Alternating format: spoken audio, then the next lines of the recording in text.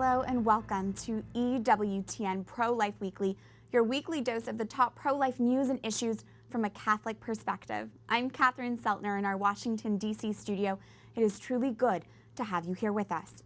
The fight to defund Planned Parenthood continues not only at the federal level, but at the state levels as well. Texas Attorney General Ken Paxton is urging a federal appeals court to overturn an order halting the state from cutting Medicaid dollars to Planned Parenthood. Paxton accuses the abortion giant of breaches of medical and ethical standards based on the undercover Planned Parenthood videos. The videos claim to show the nation's largest abortion provider profiting from sales of aborted baby tissue for medical research. Last December, Texas's Health and Human Services Inspector General removed Planned Parenthood from the state's Medicaid program. Planned Parenthood receives over $3 million in state Medicaid funding annually. Joining us now is Texas Attorney General Ken Paxton. Thank you for your time. Hey, thanks for having me on. I appreciate it. Attorney General, you are accusing Planned Parenthood of breaches of medical and ethical standards. Can you specify what you mean by that claim?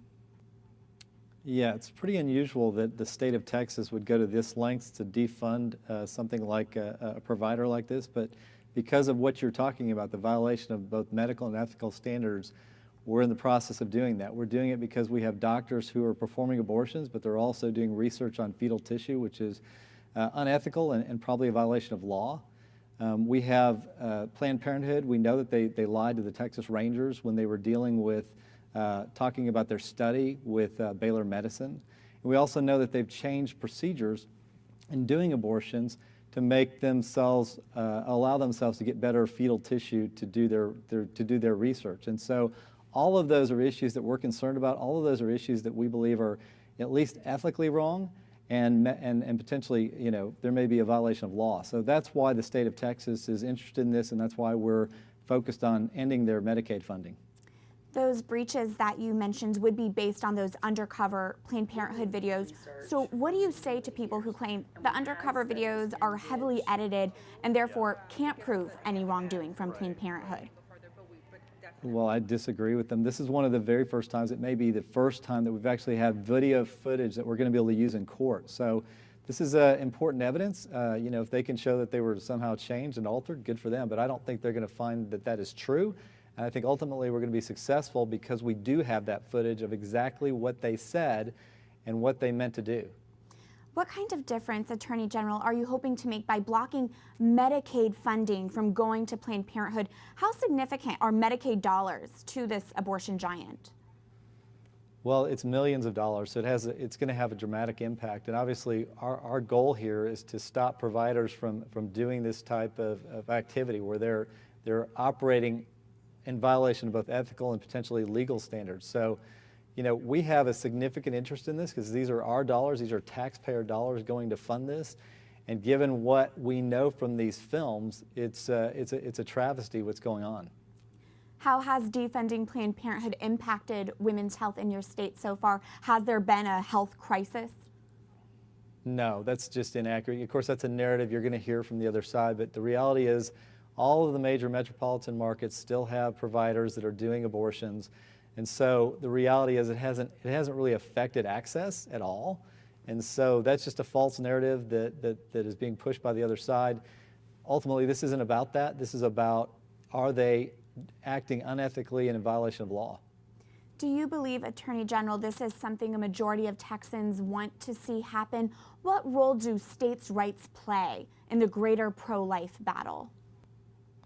Well, look, this is our money. This is taxpayer dollars. You know, people have trouble funding this stuff anyway, but particularly if they're going to violate ethical and medical standards. And look, people can decide for themselves as they watch these videos. They're going to see the truth.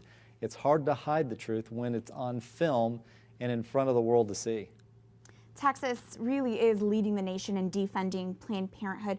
What do you want to say to other state attorney generals considering similar action? And are you hoping to see any action taken by U.S. Attorney General Jeff Sessions? Look, I think other states should consider this if they find that they have evidence of something similar. We certainly were fortunate to get these tapes. So if these tapes exist for other states, I think they ought to consider doing the same thing we're doing. And ultimately, I don't have much control over what happens at the federal level, but I certainly think the federal people should look at this, including Jeff Sessions. We got some of our information from a House Select Committee that provided some of this information, and so we know that some of this information is available to the federal government as well. Texas Attorney General Ken Paxton, thank you for your time. Hey, thanks for having me. I really appreciate it on this important topic. To continue this discussion, we are joined in our DC studio by this week's expert panel. Dr. Michael New is an associate scholar with the Charlotte Lozier Institute, and Jeanne Mancini is president of the March for Life. Thank you both for being here. Thanks for having us. Thanks for having us. Absolutely. Jeannie, first off, I want to get your reaction to what we just heard Ken Paxton tell us. Right. Well, I mean, I'm just so grateful for the Attorney General and what they're doing in Texas. He mentioned the report, of course, about, the Center for Medical Progress's videos. And, it's been proven by at least one forensic analysis that I'm aware of, Coal Fire, which is a really mainstream group that does a lot of this kind of work. And they showed that those videos were not manipulated. They were not spliced. They were not cut in any kind of way, shape, or form. So it's unfortunate that Planned Parenthood keeps repeating that talking point, but it's totally erroneous. Michael, what do you make of the strategy of how Texas is defunding Planned Parenthood? I think pro-lifers should really appreciate and applaud the work that Texas is doing. Since the early 1990s, the pro-life movement's really placed a lot of emphasis on doing more things at the state level. That's paid a lot of dividends.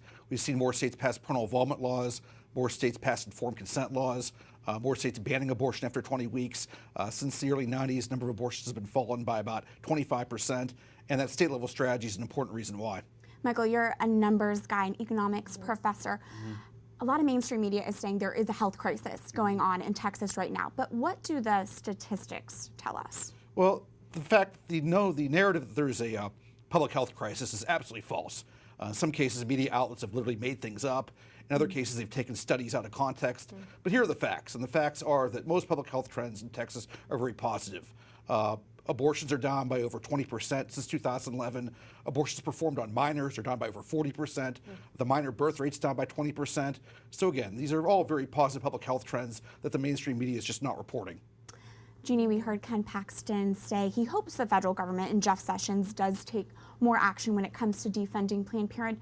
Where are we on the federal front when it comes to this? Yeah, it's a great question. So, the House Select Committee looked at some of these terrible things that we saw from the Center for Medical Progress videos, where we're seeing harvesting of little hearts, little lungs, little livers. It's so hard, to take it all in. And they came up with, I believe, 11 counts of what they thought were really, problems. And then the Senate committee did the same, and they came up with, I think, 7 counts. And so both of those went to the Department of Justice. And so the role of the Justice Department now is to look into this. To further kind of amplify the importance of this, the March for Life, joining with other pro-life leaders, sent a letter to the Department of Justice about 3 months ago, asking the Attorney General to take a look at this. Because, look, it's time for Planned Parenthood to be defunded. Right, we've seen these videos, we've had these committees and these hearings. A big question on a lot of pro-lifers' lips right now, where it's August, we're more than 200 days into this administration. When is Planned Parenthood going to be defunded? As people who are so active in the pro-life movement, can you respond to that big, major question right now? Well, the defunding of Planned Parenthood has been kind of wrapped into the broader debate about reforming health care. And that's a complicated issue where there's, even though there's probably consensus among a lot of Republicans to defund Planned Parenthood, there's less of a consensus about how to reform health care. So I think that the issue is still alive. It's a good chance Congress will revisit the whole health care issue sometime in the future.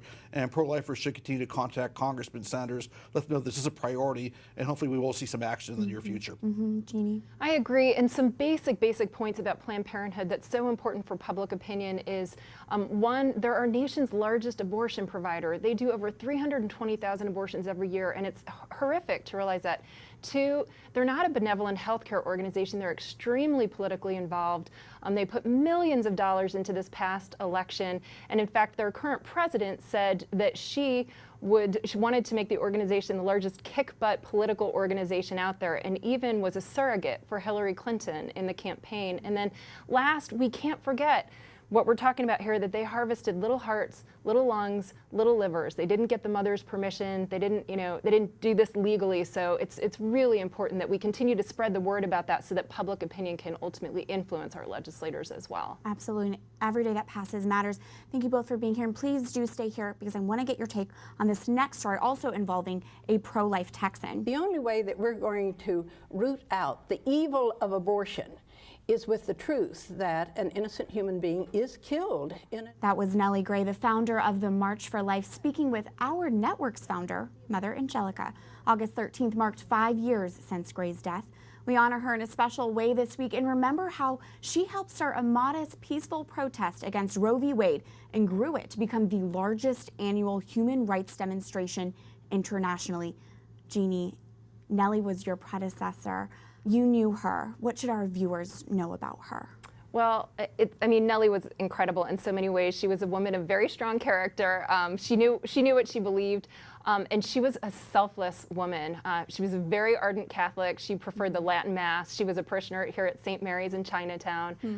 She quit her job as an attorney, a very, very intelligent woman. She worked for the federal government for almost 30 years.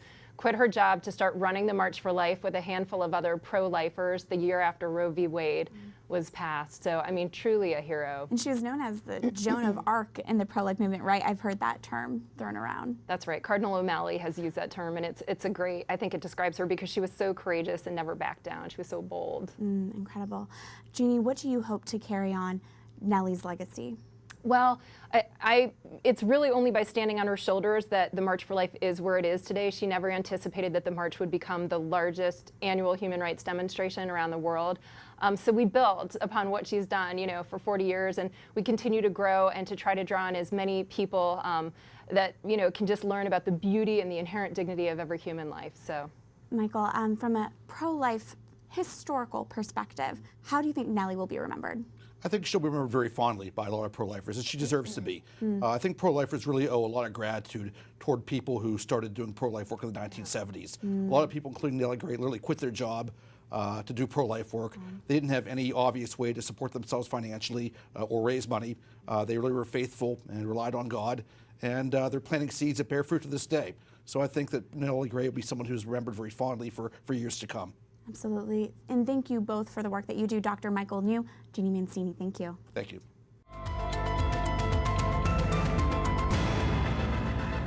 With every day that passes without Planned Parenthood being defunded, nearly 900 unborn children are aborted, and $1.5 million in taxpayer funds are poured into the abortion giant. Members of Congress are home in their districts this week and need to hear from you, their constituents, right now.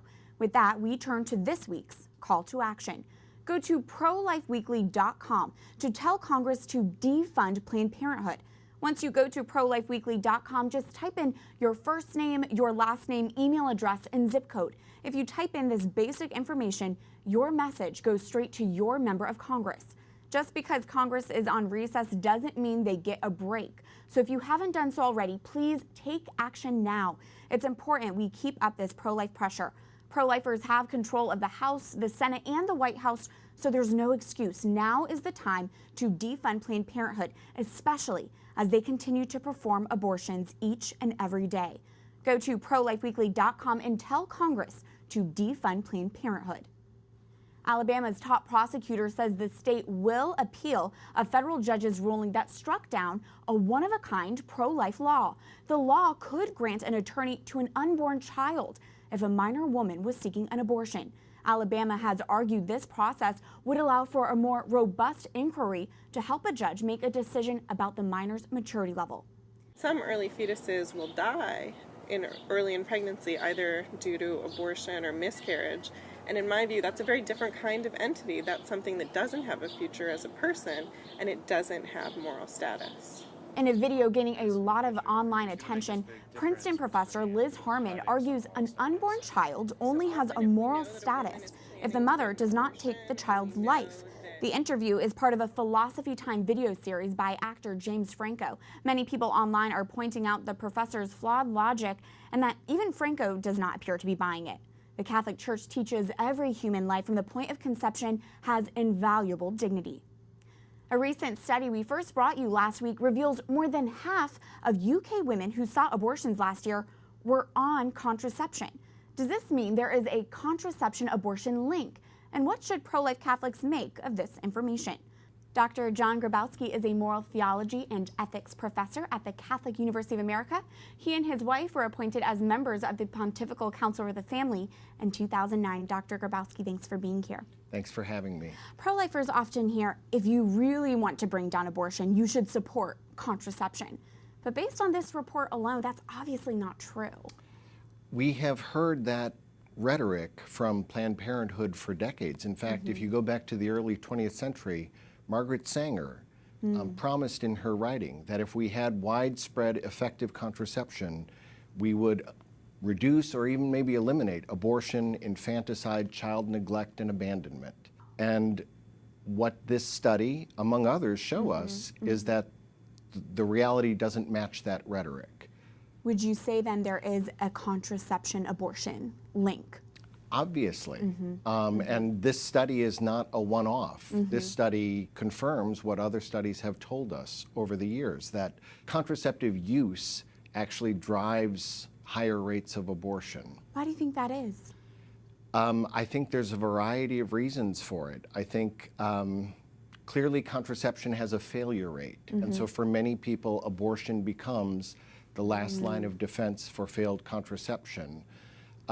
Contraception also encourages people to risky sexual behavior, especially young people who wouldn't otherwise engage in sexual behavior. So for both of those reasons, contraceptive use actually seemingly increases the number of abortions. And even though the church has been very clear as to what the teaching is, there are still many Catholics who believe contraception is permissible. Can you clarify what the church teaches?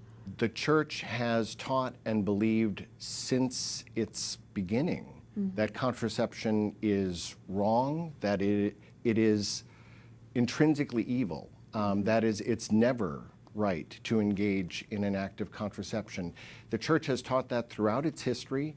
In fact, coming into the 20th century, that was the teaching of every Christian church. Every major Protestant figure and teacher, Luther, Calvin, John Wesley, taught that contraception was morally evil. The first Christian church to change that teaching was the Anglican Church in 1930 after a very intensive lobbying campaign by Margaret Sanger. So this has always been the teaching of the church. The church has always taught it with great authority. Many theologians think that the constancy and authority of the teaching meets the criterion for a definitive or an infallible exercise of the church's ordinary magisterium. St. John Paul II actually taught that this truth is not just a truth of reason, it emerges out of Scripture itself. It's a truth of biblical revelation, and his theology of the body helps us understand the reasons for that. It sounds as if Sanger really targeted churches to try and change the way what they taught to confuse Christians and believers. She absolutely did, and she did it very strategically. She certainly courted anti-Catholic sentiment in the United States and in Great Britain, though she herself was born into a Catholic family. Yes, she engaged in a very effective lobbying campaign and drew on even quasi-Christian rhetoric in trying to make the case. Again, what she promised was a utopia. If we have widespread contraception, we can do away with abortion and child neglect. Every child would be loved and wanted. And we still hear that from Planned Parenthood today. The Catholic Church, on the other hand, does offer and teach about natural family planning. Can you, Dr. Grabowski, tell us, for those of us who may not be familiar, what NFP is and how it does differ from birth control? It differs from contraception in almost every respect. Natural family planning refers to a group of methods of fertility awareness so that a couple can be aware of their shared fertility and cooperate with it rather than trying to suppress it through chemicals, through surgery, chemicals and or mechanical devices that often pose significant health risks, especially to women. Natural family planning works with a couple's fertility, a woman's fertility, and enables couples to practice what the church calls responsible parenthood. That is, it can help them avoid pregnancy when they have good reason to do so. It can also help them become pregnant if they have limited fertility or are struggling with certain kinds of infertility. And that is truly empowering to women. Dr. John Grabowski of the Catholic University of America, thank you very much for being here. Thank you for allowing me to be. Absolutely. When we come back, they told us, well, we've decided to deny you official club status. We hear how a college tried to silence a pro-life club and about the pro-life student who persisted. Stay tuned as EWTN Pro-Life Weekly continues after this break.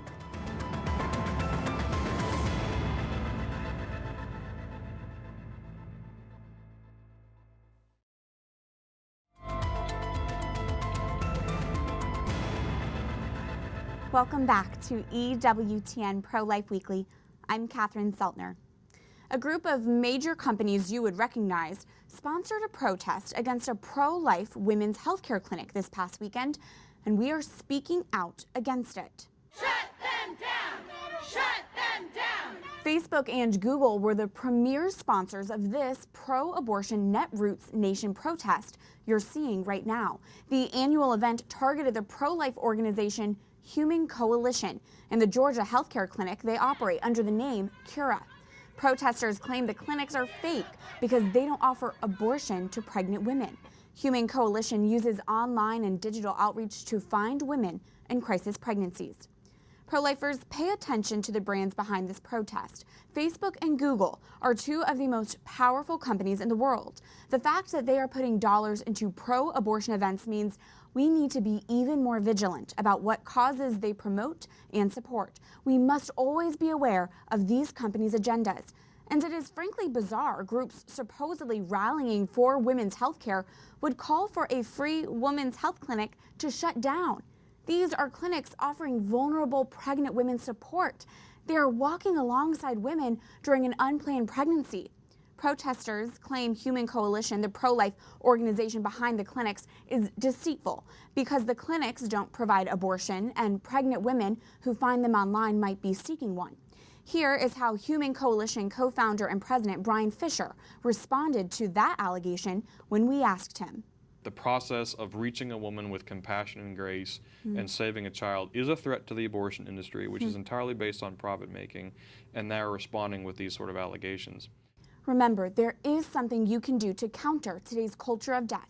Follow this week's call to action. Go to prolifeweekly.com and tell Congress to defund Planned Parenthood. Public universities are supposed to be a marketplace of ideas, but what happens if those ideas are pro-life? This week, we introduce you to Norvelia Etienne, a Catholic pro-life student who faced resistance for simply wanting to start a pro-life club. Norvelia Etienne values life because she almost didn't have one. When I was 16, I found out that my mom considered having an abortion. It was a piece of her own past history that would lead to a future decision. When I found this out, the Lord started working in my heart, and He started the conviction of the Holy Spirit. And He brought people in my life, my spiritual director, Catholic priest, and Students for Life of America came just at that same time. Etienne decided she wanted to start a Students for Life of America club at Queens College, a public New York university. Quite honestly, all colleges need a pro-life club because there are pregnant women on our campuses, and they do need the resources that Students for Life of America and the pregnancy resources have to offer. A lot of them don't know this, and so they think when they get pregnant in college that their only option is to have an abortion, and Planned Parenthood knows this. Norvelia, along with other Queens students, filled out the paperwork and crafted their club constitution when they ran into a roadblock with the Campus Affairs Committee. When we were proposing our club and why we needed it on campus, the people on the board, they asked us to stop talking so much about the statistics on why we needed the club there because of Planned Parenthood being so close by and our students. They asked us to stop stating the facts and just to state, what do you want to be here for? Why you want to be here? And I proceeded to repeat myself because that's why we needed to be there. The students were told they would receive an answer by the end of the day, but they heard nothing. After a week of asking them, what is your decision on this, they told us, well, we've decided to deny you official club status at Queens College. And when we peered in, when we asked, okay, why, so that we could improve our processes for next semester, at least to reapply, nothing. We heard nothing back, and we were kind of expecting it at that point. ATN reached out to Students for Life of America, who reached out to their lawyers, Alliance Defending Freedom. The religious liberty law firm filed suit against Queens College, and the school relented on their decision. But as one of ADF's attorneys tells us, the pro-life battle isn't over yet. But the case still is going forward because they're not allowing her to have equal access to some of the student funding. And really, she could lose her status as a student group at any time. So we're working to fight that policy at Queens as well as on other colleges. So all students can be free to form these groups and to serve women and to be able to engage other students in real good dialogue. For this college student, it's a pro-life battle still worth fighting. A person is a person no matter how small, and they deserve equal treatment. That's it for this edition of EWTN Pro-Life Weekly. You can reach us anytime at prolifeweekly@ewtn.com. I look forward to hearing from you and to seeing you here again next week. Life is a gift. Your life is a gift. God bless.